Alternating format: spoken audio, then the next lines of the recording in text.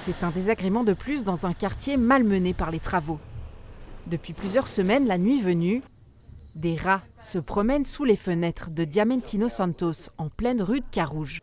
Bon, avant, je ne voyais pas, il n'y avait pas de travaux, mais maintenant, des fois, ils sortent par les trucs des égouts, et puis ils passent par un peu partout. Peut-être des fois, on est dehors et puis on le voit marcher dans la nuit. Lui n'en a pas vu dans son petit café. Mais plusieurs commerces, moins d'une dizaine, sont concernés par une présence nouvelle de rongeurs. Ils s'en sont plaints aux autorités, mais n'ont pas souhaité témoigner dans ce sujet. La ville de Genève confirme qu'ils pourront faire appel gratuitement à un dératiseur. Mais comment expliquer cette présence accrue de rats ? Le chef du service de l'aménagement précise que lors de travaux sur la voie publique, l'ouverture des canalisations peut faire remonter des rats. Et c'est certainement ce qui s'est passé ici. On n'a rien fait de mal. Aujourd'hui, on ouvre la chaussée pour remplacer une canalisation en lieu et place de la canalisation existante.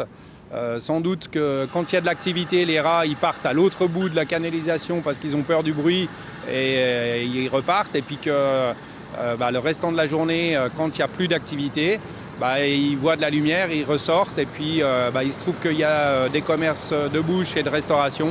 Et ils ont la possibilité d'aller se nourrir, donc ils reviennent dans l'espace public.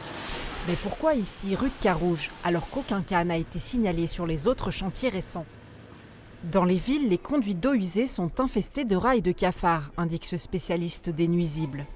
Il est intervenu plusieurs fois dans le coin ces dernières années. Du coup, ce quartier il est le long de l'Arve, et en général, les berges de rivières, de fleuves sont souvent colonisées par les rongeurs. Et donc il y a toujours eu des rongeurs qui se promenaient par là et qui venaient dans les jardins, dans les cours d'immeubles, dans les plates-bandes. Et il y a toujours eu des rongeurs dans ce quartier. La dératisation de la zone doit débuter ces prochains jours.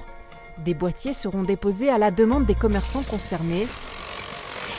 Un fléau de plus à gérer pour les usagers de la rue de Carouge.